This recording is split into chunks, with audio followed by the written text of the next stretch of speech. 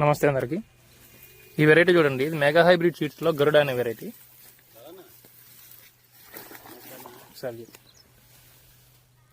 కాపు ఎంత దగ్గరగా ఉంది చూడండి, గుత్తుల కాయ మనకి చివరిదాకా కాయ ఉందండి. చూడండి, మెగా హైబ్రిడ్ సీడ్స్ లో గరుడ ఇది. చూడండి, ఏ మొక్క అయినా అంతే ఉంది.